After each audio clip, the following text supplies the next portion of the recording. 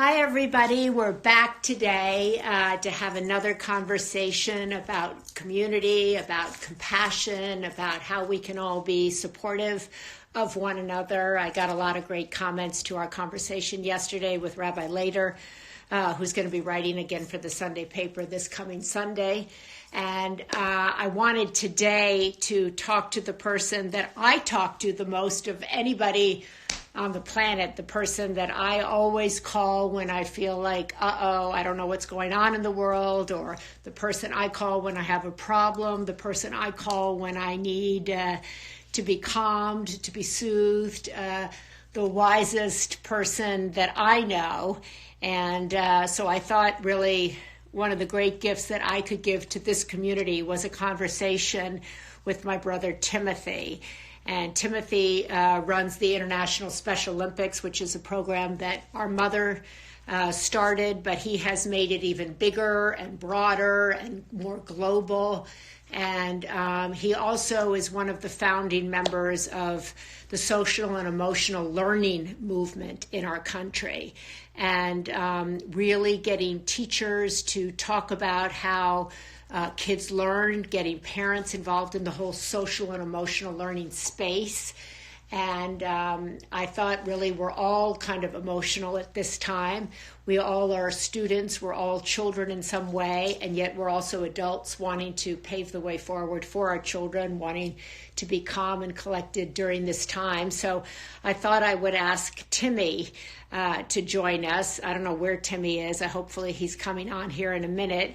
A lot of the questions have been coming on today, asking us about meditation apps, asking us the 3 most important steps to healing. I'd love for Timmy to answer what he thinks are the 3 most important steps to healing. How do we maintain hope and calmness at this time? And until Timmy gets here, I would just say that for myself, the way I stay hopeful is every morning I wake up and I say my prayers. I take a moment by myself, to collect myself, so that when I meet my children, when I meet other people in my day, I'm coming from a place of calm and a place of compassion. And there's Timmy. Are you there? My brother Timothy lives in Washington, D.C. It says waiting for Timothy. Oh, there's Timothy Shriver. Okay. Finally. Technology. I'm going to come down here. Happy St. Patrick's Day. Happy St. Patrick's Day. I have a little bit of green. Oh, yeah, I have green. I don't have my green leprechaun hat, and I don't have my green leprechaun suit, but a little bit of green is... we still have to remember that the great greeting of St. Patrick's Day is Cade Mila Falcha, right? 1,000 million welcomes. And in some way, we have to carry that energy even today without too much partying. So, Timmy, I was saying before you got on here that you're the person I turn to whenever I'm anxious, whenever I need calming, and you're the person that really everybody I know turns to. And that you've had this kind of history in social emotional learning, and this is such an emotional time. So many people have sent in questions. We asked people what they wanted to know. And I wanted to start from a place of one of the questions was about how you find hope and calmness in this moment. And I know you were telling me you spoke earlier today on an Instagram Live to the kind of global Special Olympics community to assure and reassure that community of volunteers, of athletes, of families around the world, to reassure them in this moment of calm and hope. So how do you bring that to people? Well, first of all, thank you for your comments. I was listening to you the whole time, and I would say all the same back to you. You're the person I talk to the most. You're the person I look to the most. You're the person I think we spend more time on the phone than probably should be legal. But it's we're the only 2 people left who talk on the phone. I know. No one else wants to talk to us, so we can talk to each other. But thank you for those words, Maria. And I think in a way, it's almost like you already answered the question. You reach out to people you trust, you can count on. And in some ways, the first step, I think, at least in our movement, is to reach into yourself and know and kind of find a space of silence. This is one of the great practices of all the religious traditions, It's one of the great practices of all the non-religious contemplative traditions even. It's to say that the first space of calm, of light, of gentleness, of trust is within. And you can call it what you want. You know, this is one of the great geniuses that we learned from the Alcoholics Anonymous movement. You don't have to call that space, that presence by a certain name. You can just call it the power, your power. And I think what you've said just now, which is that you go inward in the morning, you open yourself up to that space of quiet. You try to let go consciously of all the thoughts and anxieties and worries. If you just did this even for a moment, if we just said to everyone right now, just for a moment, try not to carry into this moment all the questions and concerns you brought here. Create a little bit of open space within yourself, just presence in your body, in your heart, in your mind. Little bits of that presence allow you to be able to withstand some of the incoming energy, right? If we're only reactive all the time, we can't find our own strength at some level. We can't find our own calm, our own wisdom. So I think the first message is really to develop or try some kind of practice of quiet where you try to drop out of your head and into your heart. So I think to kind of synthesize that, a recommendation, or no, really a recommendation, that a practical recommendation that people can take away is to begin each day, particularly at times like this when there, as you said, so much incoming, to be silent. And to gather oneself and to listen to one's own heart and to breathe. And you can duplicate that at different times of the day when you feel that anxiety rising, right? You can step into that practice anytime during the day. Yeah, and I think, you know, I saw some of the questions, Maria, you sent me about, you know, what happens when people are angry at you or jealous or bullying you. A lot of our natural instinct, if we don't have that calm, is reactive, to push back, to fight back, to hit back. If you can just remove yourself, we teach this to very young children. You know, the first step in most of our social and emotional learning programs is stop. Stop. Calm down. And before you act, connect with your feelings, and then come up with your solution, right? But even a moment's pause sometimes can allow you to see that even if a person's being very aggressive towards you, it's because they're feeling some pain, they're anxious, they're angry, they're scared, and they're lashing out. Maybe it's not appropriate or fair, but maybe you don't have to react. I'm just seeing people are going here really good. The 3 C's, cool, calm, collected, so smart. These suggestions, these are practical suggestions that people are really responding to here. So that I like what you're saying, that what you teach to children can also and should also be taught to those of us who are adults, who are interacting with little kids and with adult kids who seem to really be anxious in this space. I have found as a mom, and I know you also have adult kids, a lot of adult kids are anxious about the situation, and also anxious for their parents. They're anxious about the health of their parents. You know, and I certainly am feeling that in this house. My kids are like, don't go outside. Have you eaten today? I mean, which is a manifestation of love, but there's a lot of, I think, calmness that's needed. It's a fear energy, which is understandable. I think we have to remember not to judge that energy, even in ourselves. Right. Don't be mad at yourself if you're anxious. Don't say, oh, I shouldn't be afraid, or I shouldn't react. I think the better energy is just to find your calm, because there is a part within you which is already calm. This is the confidence that comes from, if I can almost call it a faith-based worldview. You already know how to be calm. Just trust it. Just trust that you're safe. Trust that you're in a universe that ultimately will take care of all of us. Somehow, we don't know how. That doesn't mean there's not pain and suffering along the way. You know what the kids tell us, Mary, it's so interesting. You know, I was in a middle school not too long ago where the kids were saying, you know, you've been teaching us how to reduce bullying. But they said, but you know, the adults are the real bullies. And they see in the adult world, in the media world, in the political world, in the cultural world around them, us, people of our age, acting aggressively, angrily, mean-spirited ways, in ways that are trying to diminish one another. And the kids are saying to us, you know, you guys have to grow up. You have to stop being so immature. It's almost like they're reminding us that we've got to find the unifying energy, the unity, right? That the kids are learning it. So many young children are learning this. It's sometimes it's our generation that's trailing the field on these issues.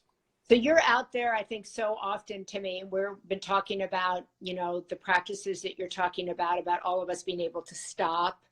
Those of us who are adults, stop the bullying, find our calm, knowing that our calm is there. But you and Deepak were actually in the Sunday paper, Deepak Chopra, this past Sunday, really talking about what you're feeling out in the world is a real desire to unite. Yeah. People are saying to you, as you travel from schools to all kinds of organizations, we want to come together, even before this virus. I think, you know, if anybody needed proof that we're in it together, right? This virus doesn't know if you're Mexican or American, doesn't know if you're French or German or Spanish, doesn't know if you're Chinese or Italian or Iranian, right? This virus is reminding us that the future of our planet, I dare say, depends on our willingness to recognize that we are in it together, and that we are being invited by, almost it seems like by the universe, to say, stop the division, stop the anger-based energy, and start to build the unifying energy. There are so many things we could do if we were a part of a collective that said unite. What are the ideas that we have for the next 10 years or the next 20 years that unite us? Not that pit Republicans against Democrats, or old against young, or rich against poor, or black against white, or, you know, gay against straight. I mean, what are the ideas that we actually have that could bring us together? I think this is a moment where, you know, pick up the phone to someone who's been on the other side of an issue for the last year or 2 or 3 years, and just say hi. You know, say a prayer for someone who you might not think of as thinking and feeling the way you do, because they're in this with you. You know, maybe choose to listen to someone in your life that's annoyed you or irritated you or felt like they're distant from you. Maybe just give them the gift, not so much of agreeing with them, but just listening. You know, these are moments where they're in the same, you know, we might think we're separated by all these things, but so much of that separation is a lie. You know, we are, I mean, it's so obvious, right, in this moment. We're in it together, and there's so little things that we can do for each other that would make such a big difference, I think. I love this. You wrote to me about things that we could talk about, and you said one of the ideas you had was a short imaginary visit into each other's lives. Those who are alone, those who are afraid, those who are playing new games at home, those who are doing caregiving. I think there is such a, we're hearing more about the elderly in the last 5 or 6 days, I think, than in the last, I don't know how many years. What is your advice, I think, to people who have elderly parents who might be at home, who might be compromised, who are really scared because they watch the news and they hear like there aren't enough ventilators, there aren't enough tests, there aren't enough beds, there isn't enough help, we're not organized. You hear that, and as a member of the press, I think we rev it up without kind of offering a lot of solutions, I think. Yeah, but I mean, I think we have to recognize that part of our role is to be supportive of the frontline people, nurses, doctors, health professionals, manufacturers.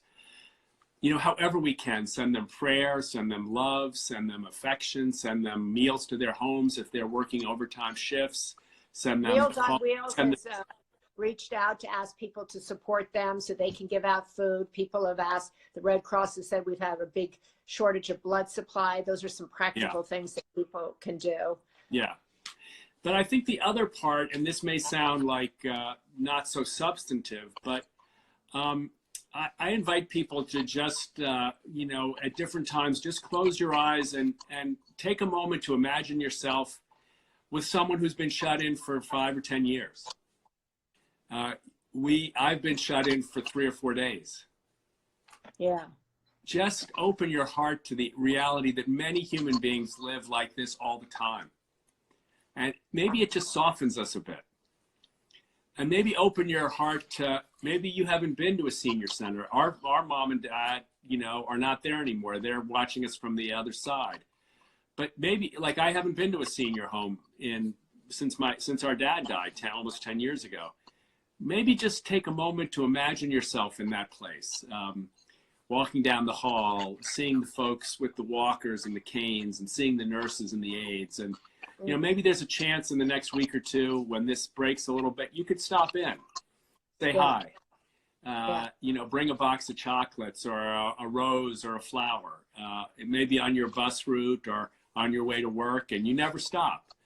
You know, maybe there are moments in which, as people of prayer, if you join in that spirit, you could pray for people who are different from you but are struggling. Yeah. You know, in the Special Olympics movement, you know, we lost one of our athletes, a 58-year-old man, Ives Green, in Louisiana. And I read his obituary. I didn't know him, sadly, and it listed him as a champion, a person of color, a person with an intellectual disability. He died a champion. It's heartbreaking to think of a 58-year-old man having lost his life. But I just thought of all of his friends and his family and the gift he gave to so many people. And it just gave me pause. And sometimes we need, you know, you gave a great speech on this, Maria, years ago. We need to pause. And in some ways, the good side of this, if we can say it that way, is that so many of us are being given the invitation to pause. Maybe turn the TV off for a day or two. Yeah. I mean, I hate to say it because they should watch you on NBC whenever you're on. No, other than that, turn the TV off just for a short period of time. And just pause. Take advantage of this moment. Don't waste this crisis by racing around internally and externally with anger and fear and frustration. Give your heart a chance to breathe here. I think it would be a very great gift to yourself and to many others.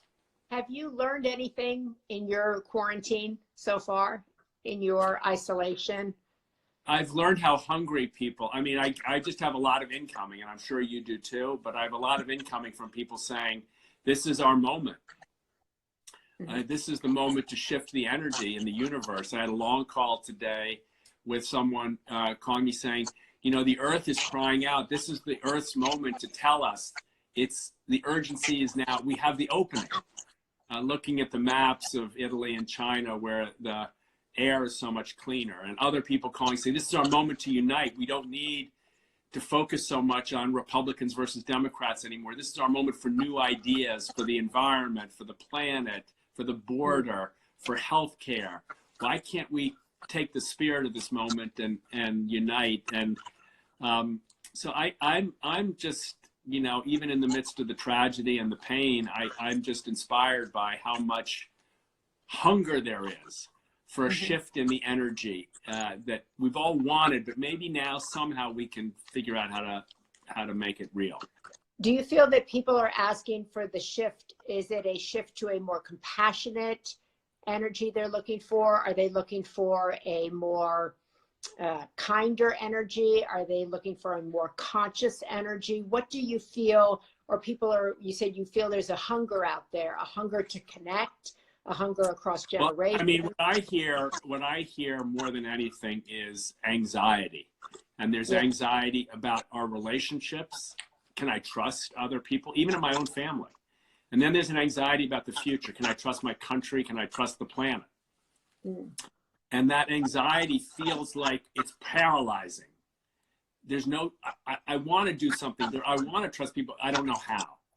I want to help build a better future. I don't know how. I'm too small. I'm too isolated. But right now, everybody's got the same power. I mean, nobody's... Well, people think, you know, no, they don't, because people are being laid off. And they don't have any power at their job. They're just being told, I can't pay you. The restaurants are closing down. These are people who live really paycheck to paycheck. And they feel powerless. Yeah, and I think that's a really good point and a good corrective to what I was saying. I guess what I was trying to get at is that in this adversity, we have moments to recreate and reinvent. I don't want to underestimate the enormous economic pain people have. I mean, and I'm sorry to say, from everything I read and hear, it's going to get worse before it gets better.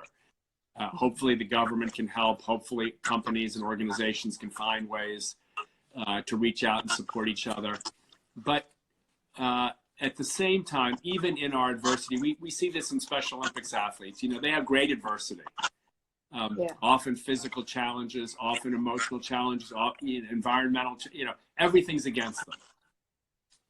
And sometimes when we meet them, they're able to shift the energy for the rest of us into a more, as you say, compassionate and kind energy. And maybe it's compassion and kindness and awareness of each other that will actually get us out of this.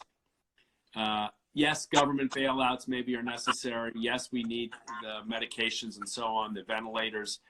But ultimately, what may help shift the energy is if this opens us up to a little bit more confidence in each other, like just trusting each other a little more, because we're all in it together. And anybody can lose someone in this. Anybody can lose a friend, a family member, a parent, a child. I'm sorry to say. And in that, maybe we can trust each other to come out of this with a little bit more strength and a little bit more hope for the future. As you know, I have a couple of friends who have little small businesses, a couple of girls, and one of them was telling me today that the people who work for her came to her and said, look, we know there are no customers. We know you're not going to be able to make it. We'll cut our salaries in half so we can each have something to have. And she said it made her burst into tears because she was up all night thinking, oh my God, I'm going to have to file for bankruptcy. Oh my God, I don't know what I'm going to do. I don't know what I'm going to do. And they came to her and said, we want to split our paychecks so we can kind of stay together as a group. And I'm hearing a lot of things like that, people trying to keep people on as long as they can in restaurants. People saying, a guy who owns a restaurant said to me, if you can come and get some takeout, that would really be helpful. It can help me pay the bills. There are things we can all do. The Women's Alzheimer's Movement is trying to build up the whole care collective of people. How can we help caregivers? I think what you're really saying is that each of us can come up and step up to shift the energy in someone's life. Yeah, but see, I mean, again, as usual, you've answered your own question. If you're just running a business on the bottom line,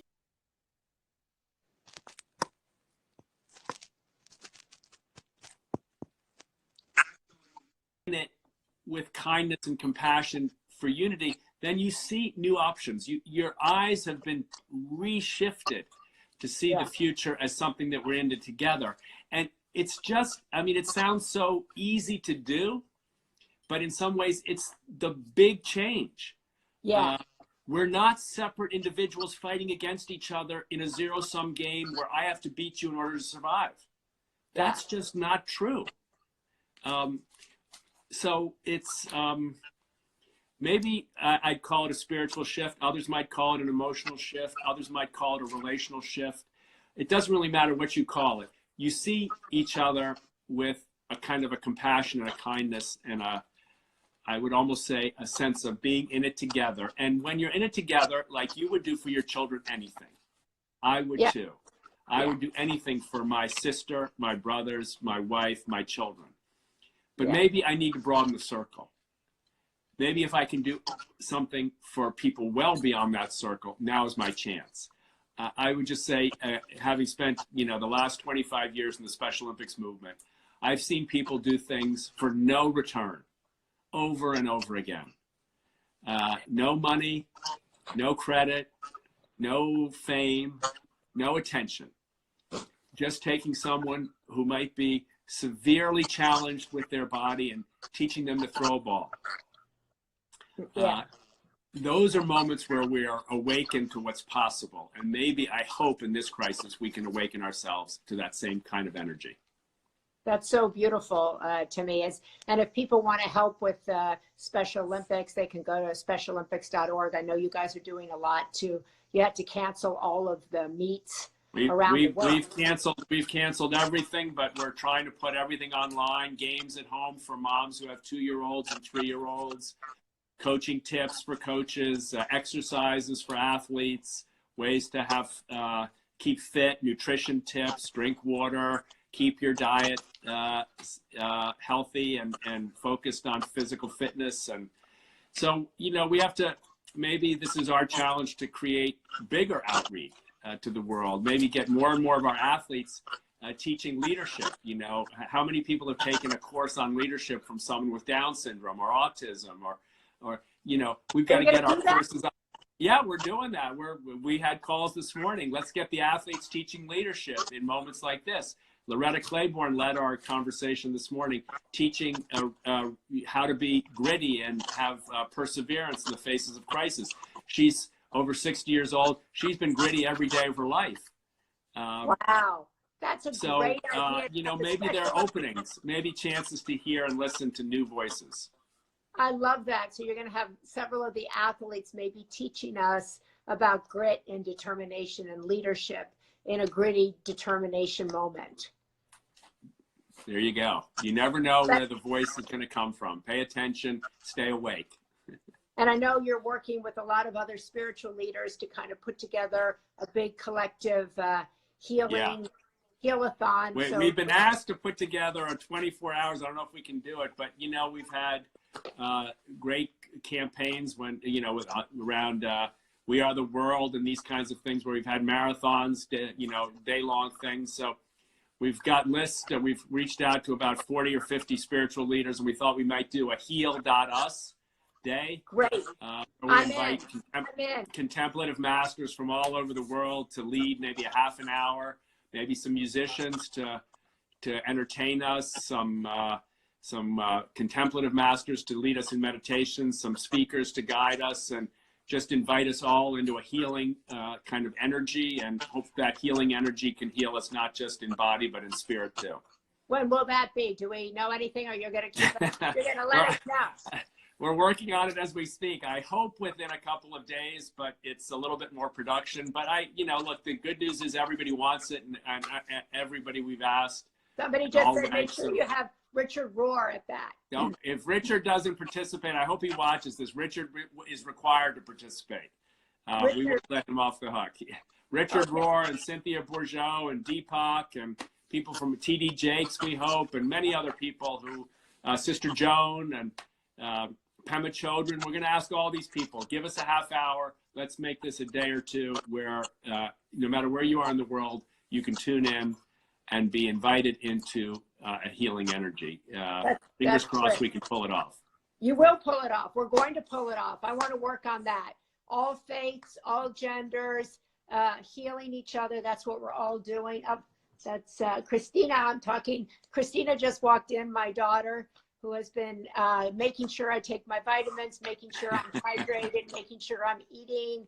That's been one of the great blessings of this experience, is to see my adult children try to take care of me. It's wild. One of the great blessings has been to see my adult children, but I can't say they're as happy to see me as I am to see them. Okay. Anyway, thank you for having me. This has been wonderful. I hope it's helpful to some of you who are listening and watching, and keep the ideas and the positive energy flowing. Okay. God bless you. Thanks, Tim. I love you. Love you too. Bye. Bye.